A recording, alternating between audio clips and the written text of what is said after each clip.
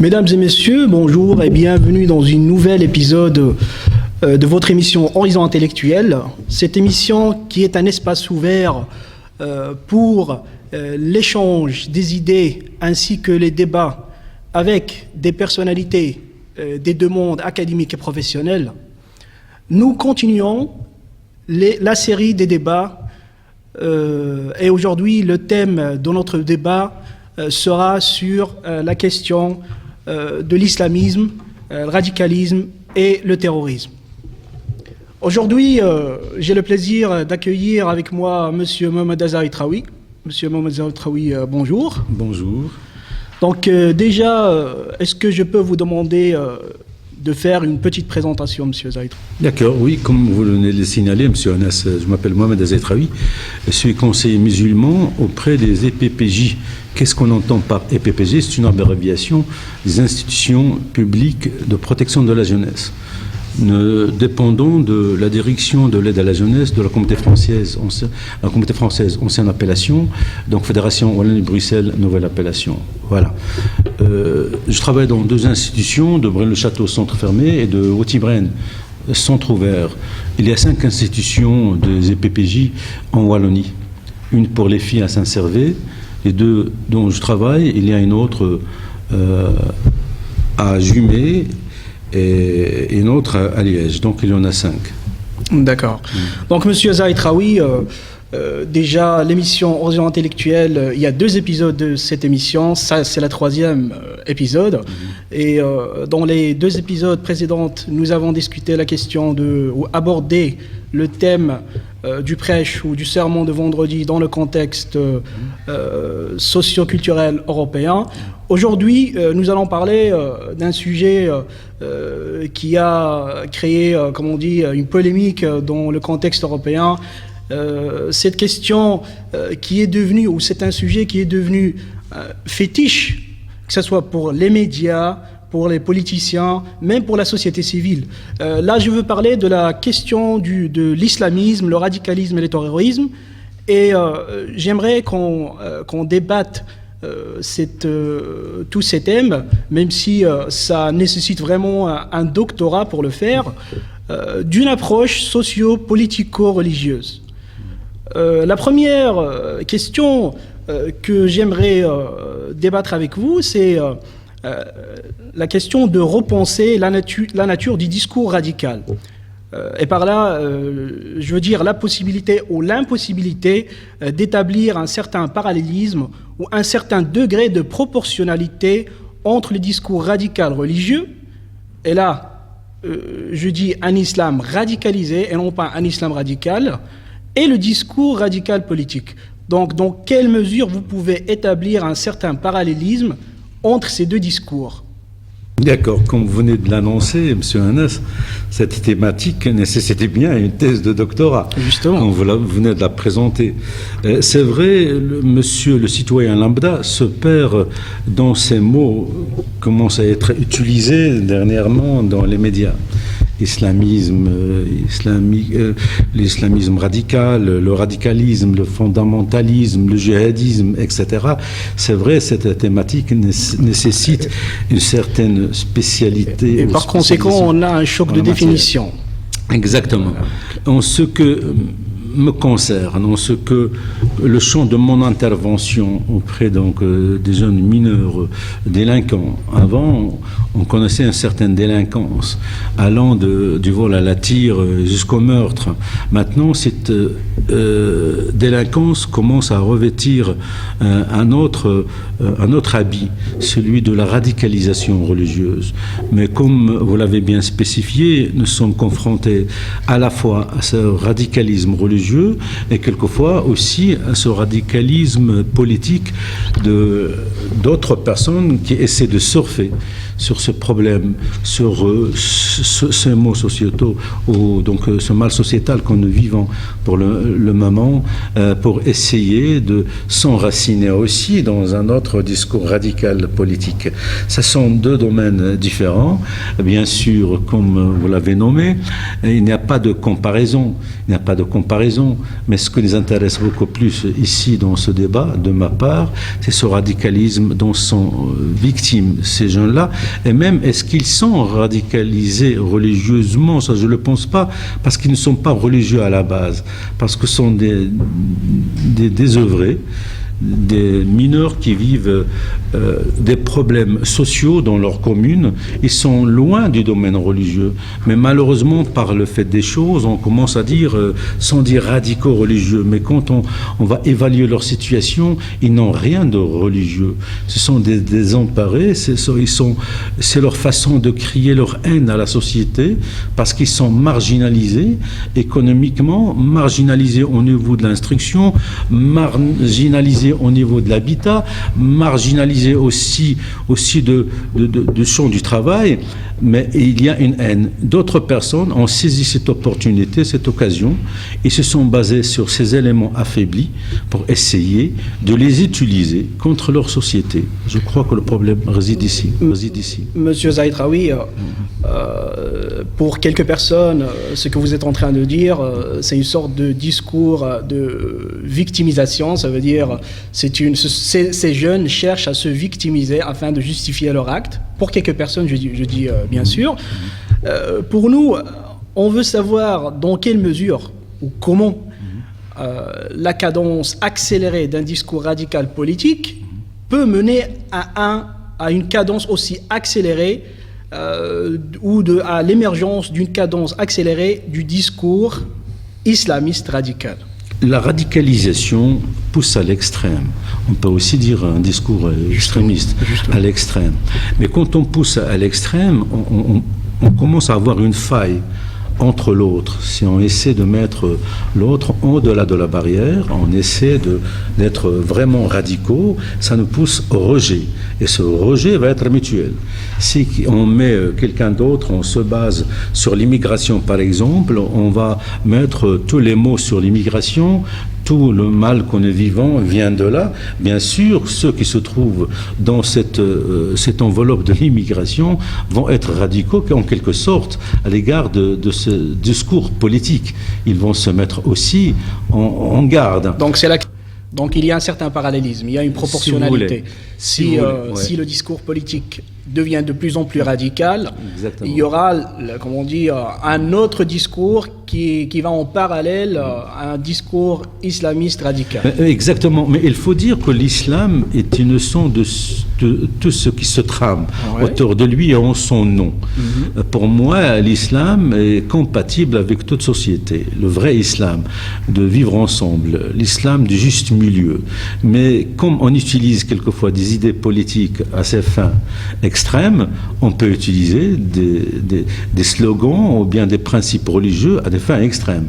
Ceux qui l'utilisent, pour moi, en tant que musulman qui a baigné son enfance dans un pays musulman tel que le Maroc, un pays malékite qui vise le juste milieu, mais je ne me trouve pas dans ce discours islamique radical, parce que j'ai baigné dans le bon vivre ensemble, soit au niveau religieux, nous avons vécu avec une communauté juive, chrétienne et autres, dans le respect de l'autre.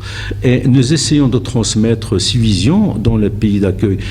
En Belgique, quand nous sommes venus habiter ici, nous sommes devenus des citoyens belges à part entière, et nous aimons cet espace de bon vivre ensemble. Alors ce discours, moi je ne le connais pas, je ne l'ai jamais connu, c'est maintenant que je le vois, et quand j'essaie de creuser en tant que professionnel dans ce milieu, je trouve qu'il y a d'autres finalités politiques venant d'ailleurs, qui essaient de s'imposer, essaient d'orienter notre jeunesse vers un autre discours, soi-disant religieux, qui n'a rien à voir de religieux, mais c'est un discours qui est extrême, venu de nulle part, simplement pour imposer une autre idée politique.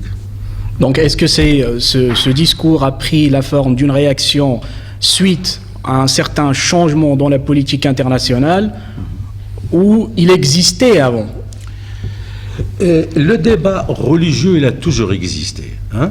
Il a toujours existé depuis l'aube des temps, qu'ils soient au niveau de l'islam, qu'ils soient au niveau du christianisme, du judaïsme ou d'autres options philosophiques. Il y a toujours un débat d'idées. On sait que la période qui a connu l'apogée de l'histoire des Arabo-musulmans en Andalousie, il y avait un débat politique au niveau des idées, mais sans pour autant d'aller à cet extrême que nous connaissons maintenant. Maintenant, depuis qu'il y a des éléments qui ont mis en place ce discours extrême, c'est vrai, il y a un mal quelque part. Il y a les guerres au Moyen-Orient. Il y a l'intervention, par exemple, des États-Unis dans des conflits. Il y a le problème palestinien. Il y avait auparavant le problème de Tchétchénie ou bien d'Afghanistan. Il y avait ces problèmes qui ont fait naître cet extrême. Voilà, donc ce discours est le fruit de plusieurs événements, ou l'enchaînement de plusieurs événements qui visaient notamment les endroits où il y a plus de musulmans. Exactement. Il y a des enclaves qui ont flambé à un certain moment, qui nous ont fait vivre malheureusement ce dérapage. Et ça continue. Donc vous êtes pour on va dire, l'hypothèse ou la théorie qui dit que le discours radical politique mène aussi à un discours radical islamiste. Ça peut mener à ça, ou ça peut le favoriser. Ça peut favoriser. C'est vrai, quand on se permet d'être radical avec l'autre, il faut s'attendre à un autre interlocuteur qu'il va l'être à son tour. Il faut s'attendre à ce qu'il va être aussi radical à l'égard de notre discours quand on est radical avec lui. Donc la réaction n'est pas démesurée, mais c'est une réaction qui est instinctive, qui est normale. Ça peut venir, oui. Il peut revêtir ce caractère-là. D'accord. Et Monsieur Zaïtraoui, comment évaluez-vous la dangerosité du discours d'un islam radicalisé? Parce que là, on va revenir sur cette expression, vous avez dit islam radicalisé et non pas un islam radical. Donc pourquoi vous avez fait cette différence? Oui, écoutez, si je reviens à votre question, comment je peux l'évaluer? Il faut avoir des éléments pour nous permettre d'évaluer. Le radicalisme, sur n'importe quelle forme, ne peut qu'être néfaste pour une société démocratique. L'islam radical vers lequel d'autres personnes veulent nous emmener, ça ne peut être que néfaste pour notre société. Nous qui souhaitons vivre en paix avec d'autres pensées philosophiques, avec d'autres religions, on n'a pas de problème de vivre avec des personnes qui croient, des personnes qui ne croient pas. Dieu merci, notre livre sacré qui est le Coran regorge de versets coraniques, d'enseignements et de bon vivre ensemble. Quand on consulte notre Coran, et parler avec les gens du livre de la meilleure des façons. Même pour les mécréants, vous avez votre religion et j'ai la mienne. La ikraha fi din, il n'y a pas de contrainte dans la religion. Il y a cette facilité, cette liberté de penser. Alors qu'avec un discours radical, soit que tu penses comme ce groupe-là, soit que tu es taxé de mécréant, et ils peuvent décréter ta mort. Ils ont le droit de vie et de mort. Donc, moi, je ne me vois pas dans ce discours-là. C'est normal qu'il sème la haine, ce discours extrême. C'est normal qu'il va créer la zizanie entre la population et les gens. Ils se perdent. Est-ce le vrai discours de l'islam? Ou bien c'est un groupuscule, normalement, qui a essayé de tisser notre vision propre à lui. En voyant le système européen, politique européen, il y a bien sûr au sein du Parlement européen des partis qu'on appelle les eurosceptiques, voilà, les eurosceptiques, ou aussi l'extrême droite, parti de l'extrême droite, de plusieurs États membres. Est-ce que vous pensez que l'extrême droite investit dans cette question de l'extrémisme religieux? Mais comme l'on l'indique, l'extrême droite, elle a investi dans l'extrémisme, quelquefois d'une façon indirecte. Dieu merci, qui ne sont pas majoritaires. Dans la plupart des cas, ils ne dépassent pas les 20% des votants en Europe. Donc heureusement, il y a les 80% autres sur lesquels on peut miser notre espoir de bon vivre ensemble. Ça a toujours existé de l'extrême. dans tous les pays, l'extrême droite, qu'il soit politique ou autre, religieux, ça existe, mais ça reste minime. Mais il faut œuvrer toujours vers le bon vivre ensemble. Je crois que c'est la meilleure des façons de contrer cet extrémisme. Aller à l'opposé avec un autre extrême, c'est pas une solution. Au contraire, ça va attiser le feu de la haine aussi entre les populations. Ça n'a jamais été une solution d'aller, par exemple, chevaucher une idée extrême pour contrer l'extrême. On ne combat pas le mal par le mal.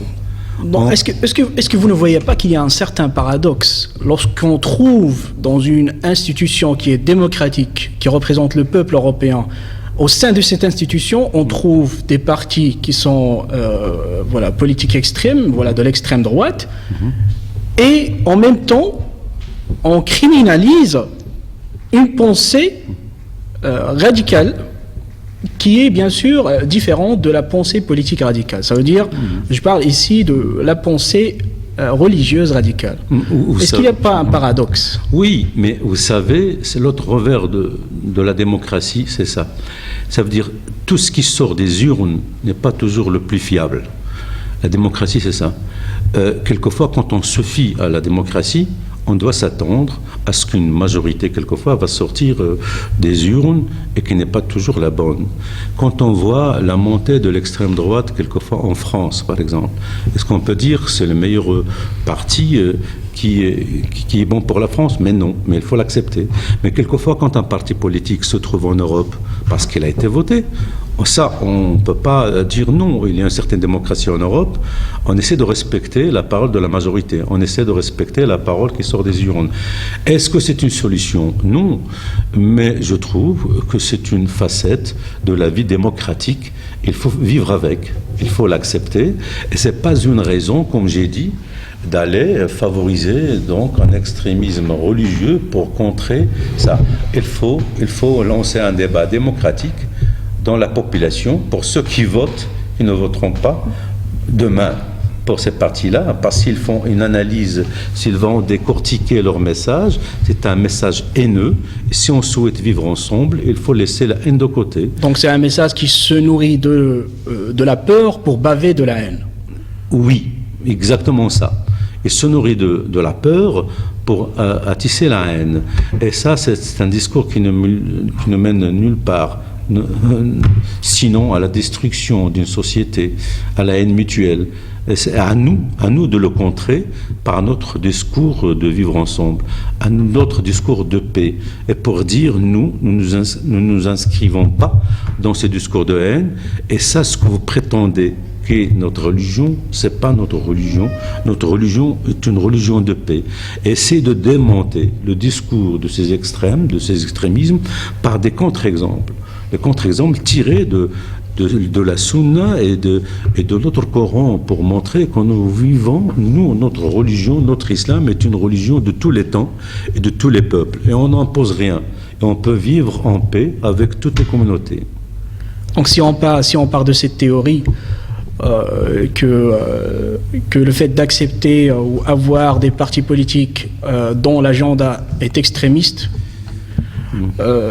donc là, on va se trouver dans un dilemme, c'est est-ce qu'on ne peut pas accepter aussi d'autres discours extrémistes, qui est le discours religieux.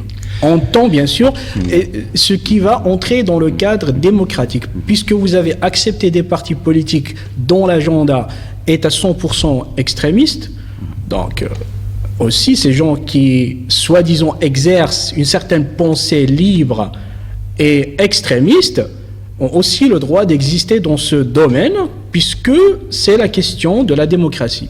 Est-ce que vous ne trouvez pas que c'est un vrai paradoxe? C'est un paradoxe, mais comme je l'ai dit, c'est le revers de la démocratie. C'est une population, par exemple, qui vote pour un parti extrême.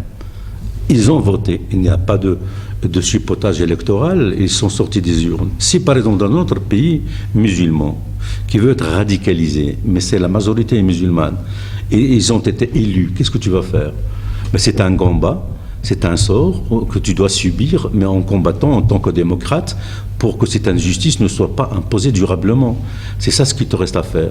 Sinon, tu vas déclencher une guerre. C'est vrai, ça sort. Mais il y a des personnes... Ici, on est dans un pays laïque, Dieu merci. Par exemple, c'est quoi cette laïcité aussi? La laïcité, c'est cette neutralité que nous voulons. Ça veut dire, il y a des extrêmes religieux, il y a des extrêmes politiques, mais on ne veut pas qu'ils l'imposent. Que l'État soit laïque, ça veut dire qu'on est vivant dans un espace de laïcité, de respect, de neutralité. On ne veut pas imposer un système extrême, qu'il soit imposé à toute la population qui ne se voit pas dans cet extrême. On essaie. D'accord. Et vu les derniers événements terroristes qui ont bien sûr secoué Paris le 13 novembre 2015 et après c'est Bruxelles le 22 mars 2016, on voit que le profil des gens qui ont perpétré ces actes terroristes sont bien sûr sont des délinquants, et la majorité d'eux, ou bien sûr tous, sont issus d'origine maghrébine, plus ou moins. Est-ce que vous pouvez tenter d'expliquer ce passage de l'étape de la délinquance à l'étape de la radicalisation? Comment peut-on imaginer ce passage qui est bien sûr très rapide, du jour au lendemain, d'un délinquant, on devient un saint? Mais ce n'est pas un saint, mais ce sont des marginalisés, des personnes affaiblies, et ce sont des proies faciles à ceux qui essaient d'endoctriner des jeunes à des fins politico-religieuses. C'est leur cible, soit dans les prisons, soit dans des personnes marginalisées qui vivent à l'écart de la société.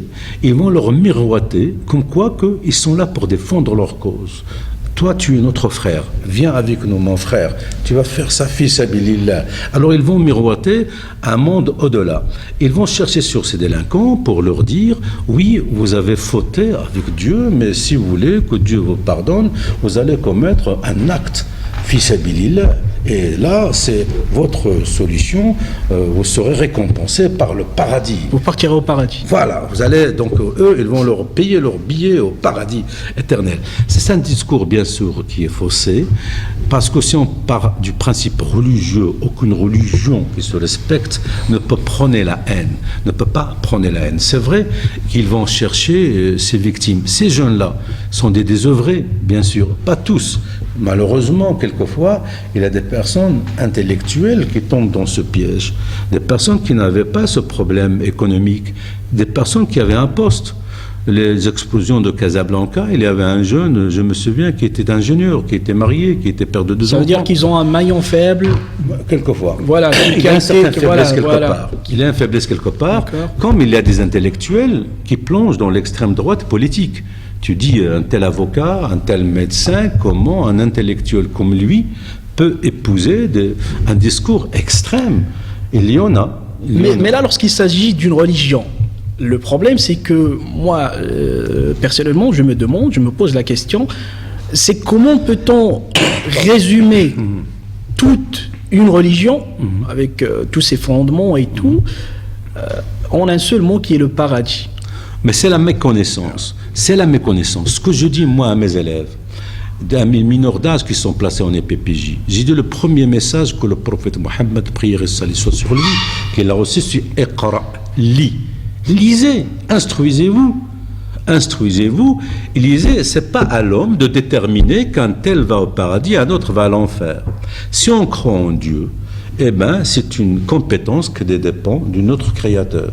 C'est pas à nous les humains de dire celui-là c'est un kafir, un mécréant ou autre, parce que la foi n'est pas palpable. Moi, je peux évaluer quelqu'un qui est gentil selon des caractères de société. Je peux évaluer sa connaissance en telle ou telle matière selon des éléments palpables. La foi, on ne peut pas décréter que tu es plus pieux que quelqu'un d'autre. La présence dans une mosquée, c'est pas ça. Là, on connaît l'histoire du prophète Mohammed sallallahu alayhi wa sallam, quand il a vu quelqu'un qui venait le premier à la mosquée, qui sortait le dernier. Et il a dit en arabe, Man ya'ulu faqila lahu inna akhahu ya'ulu faqala inna akhahu la a'badu min. Ça veut dire, qui s'occupe de ce monsieur qui le nourrit? On lui dit, c'est son frère qui le nourrit. Eh bien, il a dit, son frère est beaucoup plus pieux que lui. Donc, ça veut dire, la présence dans une mosquée, c'est pas un caractère. Aussi, c'est pas un élément pour dire qu'un tel est beaucoup plus pieux que quelqu'un d'autre. L'habit ne fait pas le moine. L'habit ne fait pas le moine, comme tu le dis. D'accord. Et là, dans ce cadre, je ne sais pas si vous avez eu la chance de regarder l'émission d'hier sur RTL. Oui, je l'ai vu. Voilà, Les Soldats d'Allah, oui, le journaliste qui a réussi à infiltrer une cellule terroriste en France. Est-ce que vous avez remarqué, parce que ce qui m'a choqué, franchement, c'est le mot paradis qui est à chaque fois utilisé pour justifier les actes. Mais ce sont des jeunes. Ce qui me frappe chez ces jeunes, c'est que ils n'ont pas un vrai bagage. Donc, comme je vous ai dit, du jour au lendemain, ils se sont trouvés de tout ce qui est profané dans ce qui est divin, soi-disant, et ils sont devenus des soldats d'Allah. Déjà des soldats d'Allah qui sont prêts à tout faire, à tuer et à se faire tuer juste pour partir au paradis. Ça veut dire, moi, ce que j'arrive pas à accepter, ce que j'arrive pas à comprendre d'ailleurs, c'est comment peut-on passer de la phase de la délinquance à la phase de la radicalisation ou du radicalisme, et qu'on résume toute une religion avec tout ce qu'elle comporte dans le mot paradis. Hop, un acte et directement je vais au paradis. Ça veut dire c'est très facile. Ça veut dire que tous les musulmans vont adopter cette approche puisqu'on veut tous partir au paradis. Donc, mais c'est de la méconnaissance, comme je t'ai dit au début, c'est de la méconnaissance. Ça veut dire comment quelqu'un qui peut s'appuyer sur un acte criminel pour aboutir au paradis. Alors quand il sait que le texte coranique dit que celui qui a tué une personne, c'est comme s'il a tué l'humanité entière. Celui qui a donné vie à une personne, c'est comme s'il a donné vie à une humanité entière. Ça veut dire le texte coranique, il est contre l'abus, il est contre l'agression. Le Coran regorge de ces versets. Wala ta'tadu. Donc il est contre, normalement, l'agression contre qui que ce soit. Même en état de guerre, quand le musulman, il peut se défendre. Parce que quelquefois, le mot djihad, il est employé à outrance. Le mot djihad vient du verbe jahada. Le djihad, c'est l'effort qu'on a sur soi. Et même quand il revêt un caractère guerrier, ça veut dire quand le musulman, il est attaqué chez lui, pour le déloger de chez lui. Il peut se défendre. Et même la défense, il doit être réciproque au niveau de l'attaque. Après, il y a un autre verset qui pousse aussi à la patience. Si on se patience, c'est beaucoup mieux, même en état d'agression, même quand on est victime d'agression. Comment alors ces gens-là prétendent qu'en allant agresser l'autre pour aller au paradis? Mais ici, je reviens, si vous permettez, quand vous avez cité Paris et Bruxelles, une idée qui venait à l'esprit, parce que ces gens-là, qui envoyaient ces jeunes, quand vous dites comment ils passent du statut de délinquant à un statut d'extrémiste religieux, c'est par méconnaissance, et les autres, ils veulent passer un message. Moi, je vois en l'attaque du 22 mars, et c'est à Bruxelles par exemple, c'est un message pour l'Europe. Ils ont choisi Bruxelles, c'est pas un choix anodin. Bruxelles, c'est la capitale d'Europe. Bruxelles aussi, c'est le centre de l'OTAN. Vu que les opérations de la coalition aussi des affaires de l'Union européenne, voilà. Au nom de l'OTAN, au nom de l'Union européenne, c'est un symbole. Ils ont touché aussi Zaventem, mais aussi un métro dans le quartier européen. Tout ça, si vous analysez profondément, c'est pas un choix. Parce qu'il y a s'ils voulaient faire des dégâts, il y a des marchés hebdomadaires qui se font. Mais c'est vraiment aussi, c'est pour détruire la Belgique. Toucher la Belgique, mais aussi c'est détruire aussi l'Union européenne, puisque c'est le centre des affaires européennes, puisque vous allez ralentir plusieurs démarches, plusieurs négociations, plusieurs politiques, et toutes les décisions qui sont prises au sein de Bruxelles, qui ont bien sûr qui servent les intérêts de l'Union européenne en général. Donc si on va ralentir les procédures, bien sûr, c'est catastrophique pour l'Union. Malheureusement, le recruteur, ceux qui endoctrinent ces jeunes, quelquefois, malheureusement, ils se basent sur des textes coraniques. mais qui sont mal interprétés. On le sait très très bien. Allah il le dit dans le Coran, seul Dieu sait l'interprétation de ce récit. Alors quelquefois, quand les versets coraniques sont sortis de leur contexte, libre à n'importe qui de donner l'interprétation qu'il veut. Vu qu'il n'y a pas un consensus sur l'interprétation de ce texte-là, d'autres essaient de modifier aussi l'explication coranique. Ces gens-là, comme je l'ai dit, par méconnaissance, ils vont suivre un orateur venu de Moyen-Orient, par exemple, leur dire non, non, non, le texte veut dire ça, donc le djihad, c'est aller tuer un mécréant. Le Dieu n'a pas besoin de nous, c'est lui qui nous a créés, c'est lui le puissant. Est-ce qu'il est tellement faible qu'il a besoin de nous pour imposer sa voix? Les musulmans, quand ils sont venus en Europe, ils ne sont pas venus avec l'épée, c'est avec la parole. Quand on voit que l'islam est arrivé jusqu'en Indonésie, jusqu'au contrées les plus lointaines, c'est pas avec l'épée, c'est avec des commerçants, avec la bonne parole, avec un bon comportement, que les musulmans en Chine, en Inde, en Indonésie sont devenus musulmans. C'est pas en les obligeant à devenir musulmans. Donc la bonne parole, comme le disait le prophète sallallahu alayhi wa sallam, al-kalimatu tayyibatu sadaqa, la bonne parole est une aumône, c'est comme une aumône. Donc par la bonne parole, je crois, on peut aboutir à éclairer ces gens-là qui sont en perdition, qui sont parfois faciles à ces recruteurs de la haine. D'accord. Donc passons aux choses pratiques.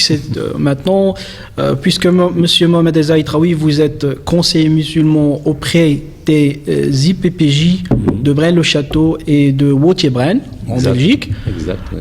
J'aimerais avoir une idée sur les moyens de traitement chez les mineurs. Le traitement, bien sûr, de la question de la radicalisation. Une idée aussi sur les méthodes et les approches adoptées au sein des IPPJ, ainsi qu'une idée sur s'il y a un soutien de la part de l'État pour que le projet puisse connaître un progrès positif. D'accord. Ceci nous pousse à parler du profil de la fonction. Nous, les conseillers, on nous appelle entre guillemets les conseillers philosophiques parce qu'il y a les conseillers islamiques, le conseiller catholique et le conseiller laïque dans toutes les institutions. Donc, le législateur a prévu la mise en place de ces postes pour une assistance morale aux mineurs qui sont placés. Les mineurs viennent chez nous placés par les juges de la jeunesse. Quand ils sont mineurs, ils ont de 14 à 18 ans. Pour les assister moralement, on a créé des postes, chacun de s'occuper des élèves de sa conviction. Moi, par exemple, je prends les mineurs qui vont cocher musulmans, s'ils souhaitent, par exemple, suivre le culte musulman. Ainsi pour le catholique ou bien pour le laïque. Pour question de méthode, il n'y a pas de bonne méthode, comme on dit. Même en pédagogie, dans l'enseignement, on le dit aussi, il n'y a pas de bonne méthode, mais il y a de bons maîtres. Quelquefois, ce n'est pas la méthode qui met en valeur un enseignement, mais c'est la fiabilité, la faisabilité aussi de l'enseignant. L'enseignant, quelquefois, s'il sait, par exemple, adapter son enseignement par rapport à la population qui est devant lui, il peut obtenir de bons résultats. Il ne faut pas quelquefois appliquer une bonne méthode. Il n'y a pas de recette miracle. Comment nous procédons? Comme je vous l'ai dit, nous avons des mineurs d'âge qui sont placés pour d'autres choses, mais ces derniers temps, nous avons des mineurs qui sont liés de près ou de loin pour cette question de radicalisme. Dieu merci, ils ne sont pas nombreux. Depuis que la question a éclaté, on a eu 8 dans les 5 IPPJ. Bref, la façon comment moi je procède, d'abord une méthode d'écoute. Parce que pour pouvoir décortiquer le mal, il faut diagnostiquer. Et comment on peut diagnostiquer? Ne fût-ce que par l'écoute. D'abord, écouter l'autre. Quel est son discours? Pourquoi? Le pourquoi. La méthode, comment elle a été abordée, etc. Et quand on décortique ce message, on va lui montrer les failles de ce message. Par rapport, en comparant le discours, on va essayer de démanteler, de décomposer ce message et essayer de sortir d'autres éléments coraniques, de hadith, qui vont à l'encontre de ce qu'il a reçu. C'est un travail de longue haleine. C'est pas une recette miracle. à faire une fois, deux fois. C'est un travail de suivi, c'est un travail d'écoute. Dieu merci, jusqu'à maintenant, tous les éléments qui étaient touchés de près ou de loin, on a essayé d'arriver à terme et de sauver ces jeunes-là. Ils sont sortis quelquefois en majorité des EPPJ, ils sont suivis par d'autres unités qui s'appellent API, donc accompagnement post-institutionnel. Nous travaillons en parfaite collaboration avec d'autres services, ça veut dire des psychologues, des assistants sociaux, des éducateurs. On est dans un projet collectif de la Fédération Wallonie-Bruxelles. Et là, qui nous ramène à la deuxième partie de votre question, l'implication aussi de l'État, comme je vous ai dit au départ. Nous dépendons de la direction de l'aide à la jeunesse, de l'aide à la jeunesse qui est un service étatique de l'État, parce qu'il dépend d'un service régional qui est la Wallonie-Bruxelles. C'est normal qu'on travaille en parfaite collaboration. Et on va s'atteler aussi. Notre ministère, par exemple, il a lancé une formation dont ils ont bénéficié différents intervenants, éducateurs, assistants sociaux, psychologues, médecins, nous les conseillers, et on partage nos connaissances. En collaborant ensemble, on arrive à s'écouter nous-mêmes et on apprend à écouter les autres. Est-ce qu'il y a des projets en cours pour à quel niveau? Niveau régional ou niveau ça veut dire en Belgique, oui. Pour la déradicalisation des jeunes? Oui, ça dépend de la spécificité de l'endroit où on va travailler. Il y a donc, moi je parle dans le cadre de mon travail dans des EPPJ, oui, il y a un programme suivi par notre ministère, suivi de près, on est consulté comme intervenant et comme homme de terrain. On est là, on partage nos connaissances, notre suivi pour des cas qui s'avèrent très intéressants. Oui, il y a un projet ministériel. D'accord. Et en parlant d'un projet national ou un projet régional, que pouvez-vous nous dire, Monsieur Zaïtraoui, sur les perspectives d'un projet européen commun visant ou qui vise à la mise en œuvre et la mise en place d'une certaine politique qui gère la question de la radicalisation des jeunes, et surtout qu'on voit que ces derniers temps, les États membres sont beaucoup plus en désaccord bien sûr que d'accord sur plusieurs questions, parmi lesquelles la question de l'immigration, des réfugiés et bien sûr la question de la radicalisation des jeunes. Et cela qui a mené bien sûr à créer, suite bien sûr aux événements de Paris et de Bruxelles, maintenant il y a la question de la restauration des frontières, de contrôle frontalier entre les pays membres de l'Union européenne. Cette question qui devient de plus en plus très pertinente et très indispensable ici au sein de l'Union européenne. Donc comment voyez-vous on a résumé la crise européenne dans la question du Schengen? Écoute, cette question de l'Europe, je crois que l'Europe, cette question a suscité un intérêt de la part des représentants de pays européens. J'ai lu quelque part un rapport qui date de fin 2015 sur cette question, sur la collaboration des pays européens sur cette question-là, et je trouve qu'ils sont penchés sérieusement, qu'il y a une collaboration au niveau de l'Europe pour contrer ce phénomène qui s'est imposé aussi en Europe. Et je crois que c'est pour une phase entre 2010 à 2018, un projet qui a été mis en place en 2010 et qui a une portée jusqu'à 2018. On est en plein au milieu dedans, et qu'ils ont ciblé le domaine de l'enseignement et de la réinsertion sociale. Et je trouve que c'est un but bien réfléchi. Ça veut dire de l'enseignement, bien cadrer ces jeunes dans le cadre de l'enseignement, et évoquer aussi cette problématique de vivre ensemble dans le cadre de l'enseignement, et aussi la réinsertion au niveau social. Ça veut dire s'attarder un peu sur cette problématique dont ils souffraient, ces jeunes-là. et aussi pour une formation, et aussi dans le cadre de l'emploi. Parce que, après constat, c'est un constat aussi, quand ces jeunes se sentent marginalisés à tous ces niveaux-là, moi, quand j'ai lu ça, je me suis réjoui, au moins, ils ont ciblé la problématique à la source. Je me suis dit, tiens, et s'ils s'attaquent à ces problèmes-là, je trouve que l'Europe, elle est sur les bons rails. Elle est donc la bonne direction. Je trouve que ça a suscité leur intérêt et qu'ils sont sur la bonne voie. Je crois qu'ils vont aboutir. D'accord. Et un dernier point. Donc, oui. On va sortir du contexte européen et on va partir un peu chez nous, oui. au Maroc. Oui. Et j'aimerais bien connaître votre avis par rapport à ce qu'on appelle l'exceptionnalisme marocain.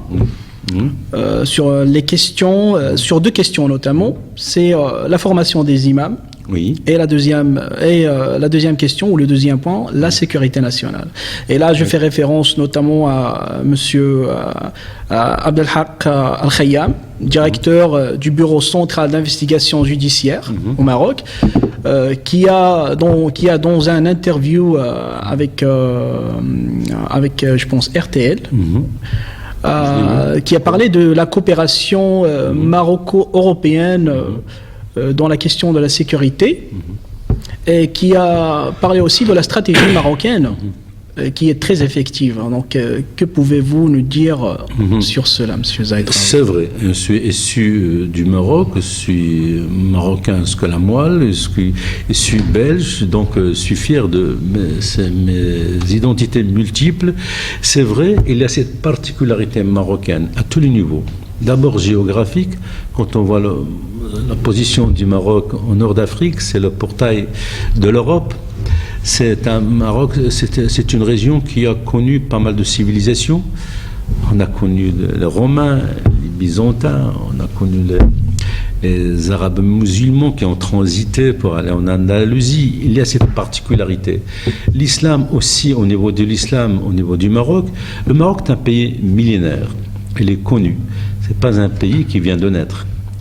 Elle est connue et dans l'histoire, il y a toujours une collaboration entre le Maroc et l'Europe.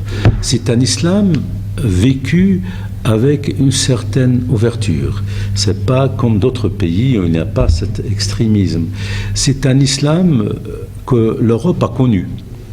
D'ailleurs, cet islam qui a vécu 8 siècles en Europe, en Espagne. L'islam, les musulmans, quand ils étaient en Espagne, ils n'ont jamais décrété la destruction d'un monument religieux. Ils n'ont jamais interdit aux autres religions de ne pas honorer leur culte. Au contraire, ils ont vécu ensemble. Et l'exemple le plus frappant, même après la chute de Grenade, quand Isabella, la catholique, a obligé les autres qui veulent rester à devenir catholiques, sinon à prendre leurs valises, mais les juifs qui étaient sur place, ils ont préféré partir avec les musulmans, parce que les musulmans, ils ont toujours garanti le culte pour les juifs aussi. Alors ils ont préféré les suivre donc au Maroc. Je trouve cette exception marocaine que vous avez évoquée, même maintenant, le Maroc, il a ce qu'il a.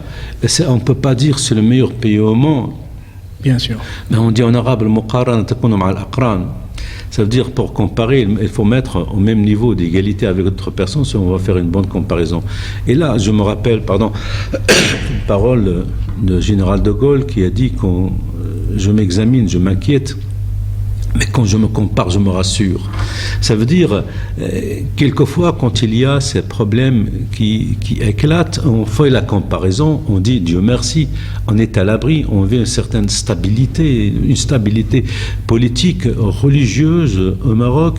Au Maroc, quand on voit la liberté d'expression maintenant des jeunes qui vont, par exemple, plein Ramadan, se manifester devant le Parlement, la liberté de ne pas faire le Ramadan. Je trouve que c'est une ouverture d'esprit. Le Maroc n'a pas tué ces personnes-là. S'ils ont fait ça dans un autre pays au Moyen-Orient, ils seraient exécutés. Donc il y a cette exception par cette ouverture d'esprit et le respect de l'autre dans ses convictions. Je trouve que c'est un modèle à suivre. Je trouve que le modèle marocain, c'est le plus adéquat pour nous, Européens d'origine marocaine. On est devenus Européens par la force des choses. Donc c'est pour cela que moi, c'est pas simplement parce que je suis marocain, parce que je sens que le modèle marocain est le plus fiable ici en Europe. Quand on parle ici de l'islam de Belgique, c'est une notion que moi je ne m'y trouve pas. On ne peut pas parler d'un islam portugais ou un islam italien ou un islam belge, parce que les musulmans qui vivent ici, ils sont en attache avec des dogmes, avec des écoles de pensée musulmanes qui existent dans différents pays musulmans. Nous, au Maroc, on est des Malikites. Elle est connue, donc, cette école de pensée, par son ouverture d'esprit, et que l'Europe a côtoyé depuis 1000 ans. Depuis 1000 ans, donc, on peut dire bien que l'exception marocaine est beaucoup plus valable pour l'Europe. D'accord. Donc, est-ce que vous pensez que continuer à rendre les relations, je parle de l'Union européenne, est-ce qu'il est pour son intérêt de rendre les relations avec le Maroc plus étroites, puisque le Maroc a une expérience un peu exceptionnelle dans la question de la sécurité, sachant que la sécurité maintenant c'est la devise la plus chère dans le système international. C'est vrai. Question de la sécurité, le Maroc il a rendu service aussi à l'Europe. Vu son point stratégique aussi, c'est un lien entre les pays du Sahel et l'Europe, les pays de l'Est et l'Europe. Ils le disent, les dirigeants européens, français, belges, comme d'autres pays, que le Maroc a été d'une grande aide aussi pour les Européens. Et les Européens, ils misent sur la compétence marocaine en cette matière. Beaucoup de conflits, beaucoup de cellules dormantes, soit dans le pays, soit ici au Maroc, ont été décelées, ont été évoquées par les Marocains. Ils ont aidé les Européens, quelquefois, à éviter d'autres drames ici sur le sol européen. C'est grâce aussi à l'aide des Marocains qui ont marqué et qui ont essayé de démontrer leurs compétences en la matière. Donc, Monsieur Zaïtraoui, je vous remercie infiniment d'avoir accepté notre invitation et d'échanger avec nous ces idées qui sont très riches et très importantes. Donc, merci beaucoup pour votre participation à cette émission. C'est moi qui vous remercie, Monsieur Anas, et je remercie la radio Al-Mouaté de m'avoir invité et bonne continuation. Merci beaucoup. Mesdames et messieurs, ainsi nous arrivons à la fin de cet épisode de notre émission. Je vous invite à visiter notre site web www.almouatine.com. Vos suggestions, vos critiques ainsi que vos remarques sont tous les bienvenus et je vous donne rendez-vous d'ici 2 semaines. Merci beaucoup.